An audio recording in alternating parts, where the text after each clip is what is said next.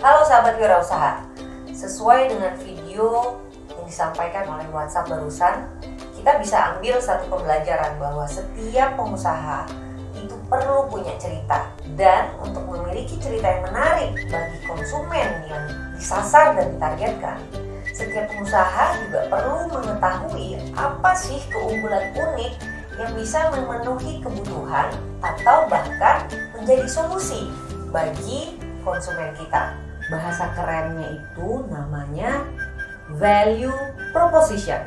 Nah, ini adalah sekumpulan deretan alasan yang membuat produk kita itu pantas atau layak dibeli oleh konsumen. Nah, saya mau mulai dengan Mr. Popo deh. Menurut Mister, keunggulan produknya bisnis kamu yang beras organik itu apa sih? Jadi produk orange itu, ini saya nggak jualan ya, tapi saya bilang produk saya masih sangat terjangkau dibandingkan dengan produk kompetitor lain. Jadi keunggulannya, saya punya produk yang variannya banyak. Karena kadang-kadang orang, misalnya ada brand A, dia jualan satu jenis. Nah, saya nggak mau jualan satu jenis. Sekarang saya jual 7 jenis. Beras putih ada 3 jenis, beras merah ada 2 jenis, dan juga beras-beras yang lain. Kualitasnya juga kami jaga, namun yang paling penting buat saya, karena tadi pengalaman tadi adalah harganya terjangkau. Nah, itu kan keunggulan. Di contoh kasus yang kedua, ini ada produk dari toko kue saya. Toko kue 24 jam online. Nah, di sini kan udah kelihatan nih, toko kue 24 jam online. Jadi ketika toko-toko kue di Jakarta ini tutup, kami masih buka. Nah, itu menjadi salah satu keuntungan juga. Yang ketiga adalah, ya karena kami tidak punya toko fisik dan hanya toko online, maka budget yang tadinya bisa buat sewa ini, kami pilih untuk menjadi bahan yang bagus. Jadi kita bisa dapat harga standar, tapi kualitasnya premium.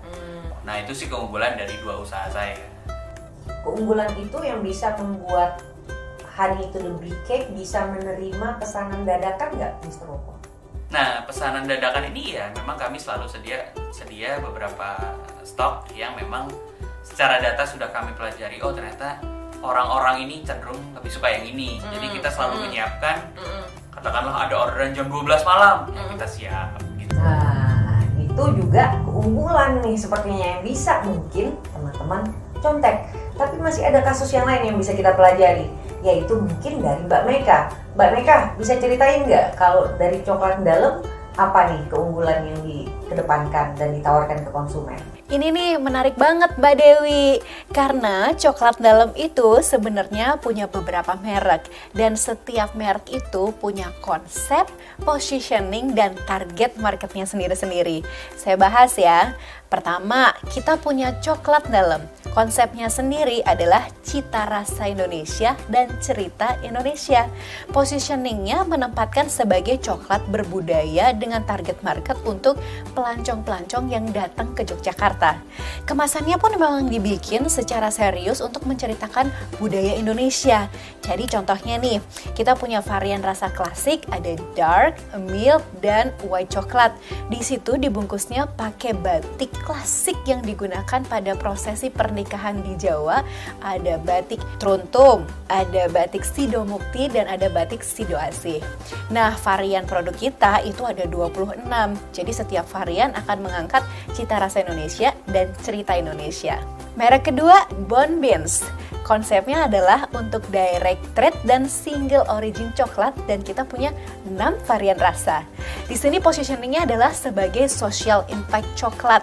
Social impact coklat ini kita benar-benar mengolah coklat dari biji sampai dengan coklat bar, atau kerennya bean to bar. Konsep kemasannya juga berbeda, karena konsep kemasannya itu kita bikin seperti traceability food. Kita ceritakan di situ siapa petaninya yang menanam, di mana ditanamnya, prosesnya seperti apa, kita ceritain semuanya. Target marketnya sendiri juga berbeda. Yang ini untuk healthy conscious konsumen, benar-benar konsumen yang yang concern terhadap kesehatan, karena kadar gulanya di coklat juga kita rendahkan, kita juga tidak menggunakan tambahan bahan baku yang lainnya, sehingga produknya benar-benar natural. Nah, kakaonya sendiri kita ambil secara langsung nih, kita beli langsung dari petani yang ada di Gunung Kidul dengan harga yang lebih baik, sehingga kita bisa memberikan dampak yang lebih baik untuk kehidupan petani juga. Merek yang ketiga adalah Uwi Coklat. Kita juga punya 6 varian rasa di sini. Dibikin untuk sebagai produk cemilan sehari-hari, sebagai mood booster nih kalau buat penambah semangat mengerjakan sesuatu. Positioningnya memang ditempatkan sebagai lifestyle coklat.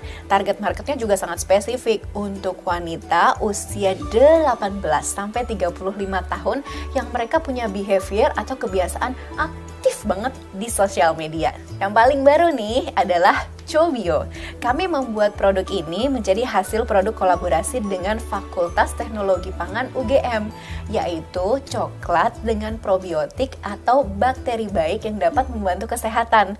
Ini merupakan produk hasil penelitiannya yang telah diujikan di daerah Lombok. Jadi coklat probiotik ini diberikan kepada anak-anak yang mempunyai masalah stunting sekian bulan mengkonsumsi coklat probiotik, dan ternyata signifikan membantu pertumbuhan dengan menaikkan tinggi badan. Jadi inovasi yang kami lakukan itu benar-benar untuk melebarkan pasar dengan segmen-segmen yang berbeda dan juga konsumen-konsumen yang berbeda. Wah, semakin kaya kan kasus kita?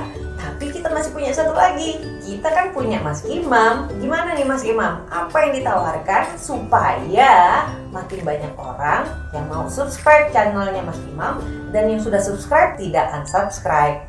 Jadi teman-teman, ngomongin soal produk, jasa, ataupun konten edukasi seperti channel Satu Asa, itu secara basic sebetulnya ada di value. Nah, kebetulan dulu sebelum saya memulai channel Satu Asa, saya melakukan riset dulu teman-teman. Siapa sebetulnya calon audien yang akan saya sasar dengan konten yang saya hadirkan nantinya? Atau apa sih yang mereka sukai tentang konten video itu? Nah, selain itu saya juga riset channel-channel terdahulu yang genrenya itu sama dengan channel Satu Asa. Sebetulnya kelebihan apa sih yang dimiliki oleh channel-channel tersebut? Nah, setelah saya melakukan riset semuanya, maka barulah saya mendesain channel Satu Asa ini akan menjadi channel yang seperti apa sih?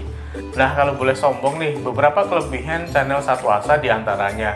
Yang pertama adalah membawakan sebuah materi. Channel Satu Asa ini berupaya untuk menghadirkan selengkap-lengkapnya, bahkan sedetil-detilnya dibandingkan dengan channel yang lain tentu saja. Contoh-contoh yang saya berikan pun di sana adalah murni pengalaman yang saya dapatkan selama menjalankan bisnis. Jadi ini relevan lah untuk dijadikan referensi bagi para audien yang dia akan membuat atau membangun sebuah bisnis. Terus cara menyampaikan setiap materi di channel Satu Asa itu kecenderungannya lebih santai. Kenapa? Biar si audien itu lebih mudah mencerna setiap materi yang saya sampaikan di sana. Dan yang lebih sakti nih, di channel Satu Asa itu hampir tidak ada komentar yang tidak dijawab. Jadi setiap ada komentar, pertanyaan, atau permasalahan yang ditulis di kolom komentar, selalu saya berupaya untuk menjawab dengan sebaik-baiknya. Terus saya juga merasa senang ketika permasalahan-permasalahan yang mereka utarakan di kolom komentar itu bisa terjawab lewat jawaban-jawaban yang saya kasih di sana. Nah, dengan apa yang saya kerjain di channel Satu Asa, saat ini saya bisa mengkonversi si audien yang datang dari channel Satu Asa itu menjadi klien di beberapa produk layanan dari Satu Asa itu sendiri. Nah, itu teman-teman kelebihan dari channel Satu Asa. Terima kasih Mas Imam. Nah, teman-teman, mudah-mudahan sekarang sudah semakin memiliki gambaran mengenai apa itu nilai keunggulan atau value proposition. Nah, saya coba rekapkan ya. Yang pertama, keunggulan itu bisa kita ciptakan dari bahan bakunya. Yang kedua, kita juga bisa dari cara memprosesnya. Misalnya, kita mengedepankan kata-kata seperti higienis, sudah berstandar ISO, sudah bersertifikasi halal, dan lain-lain. Yang ketiga, dari kualitas produknya. Nah, yang keempat, kita juga bisa memunculkan keunggulan melalui strategi harga. Yang kelima, dari kemasan. Nah, contohnya coklat dalam di kemasan coklatnya itu ada cerita-cerita rakyat yang bisa membuat akhirnya produk ini bisa menjadi hadiah yang menarik, yang indah buat orang lain. Atau mungkin kayak Mr. Popo, berasnya itu tersedia dari kemasan 5 kilo, 2 kilo, dan 1 kilo. Produknya sama, tapi kemasannya berbeda. Ini juga bisa menjadi alasan orang membeli produk kita. Yang keenam, dari ketersediaan atau sebaran distribusinya. Yang ketujuh, dari pelayanannya. Sebagai contoh tadi, toko kuenya Mister online dan buka 24 jam. Jadi ketika ada orang yang lupa besok istrinya atau suaminya ulang tahun, masih bisa diselamatin sama toko kuenya Mr. Popo. Jam 11 malam nelfon, pagi-pagi kuenya udah siap gitu. Nah, ini juga nilai keunggulan. Yang kedelapan adalah lewat kelengkapan atau ketersediaan pilihan. Semakin banyak daftar keunggulan yang bisa kita tawarkan, biasanya produknya makin laku karena so hard to resist. Ini adalah produk yang sangat sulit untuk tidak dibeli, teman-teman. Teman-teman lain ada nggak yang mau menambahkan dari rekap saya barusan? Nah, Mr. Popo dan juga Mbak Dewi, juga teman-teman semua, saya juga punya tambahan nih. Kalau dari saya, tambahannya adalah buat kita semakin paham keunikan kita itu seperti apa, kita juga sering-sering deh ngelihat produk-produknya kompetitor kita. Bahkan kalau perlu dibeli nih produknya kompetitor, supaya kita juga bisa melakukan evaluasi dan analisa posisinya coklat dalam itu ada di mana sih dibandingin kompetitor-kompetitor yang lainnya. Jadi kita benar-benar bisa tahu keunggulan kita ada di mana. Tambahan sedikit saja Mbak Dewi dari saya. Jangan lupa teman-teman itu optimalkan yang namanya fitur-fitur yang ada di WhatsApp Business, seperti katalog, greeting message, terus juga away message, ataupun quick reply atau balasan cepat. Sebisa mungkin siapkan format-format konten ini dengan baik, agar pelayanan kita kepada calon konsumen kita itu jadi lebih memuaskan. Ya, setidaknya kita bisa menggunakan fitur yang namanya greeting message. Nah, walaupun kita tidak sedang megang handphone, kalau ada calon konsumen kontak kita, dia akan membalas secara otomatis. Jadi si konsumen ini tidak merasa menunggu lama ataupun dianggurin. Nah, bagaimana cara menyiapkannya? Nanti akan kita bahas di video berikutnya ya Mbak Dewi ya.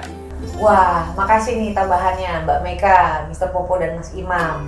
Mudah-mudahan sekarang teman-teman yang menonton video ini makin paham lagi apa itu nilai keunggulan. Saya ulangi ya, semakin panjang nilai keunggulan yang bisa kita tawarkan, semakin tinggi peluang untuk produk kita itu laris terjual. Itu kan tujuan kita mengikuti keseluruhan pelatihan ini. Nah, kalau kita sudah paham dengan nilai-nilai keunggulan dari produk atau bisnis kita, membuat konten akan menjadi lebih mudah. Menurunkannya menjadi konten informasi, edukasi, ataupun konten promosi. Mau tahu lebih lanjut? Simak video berikutnya.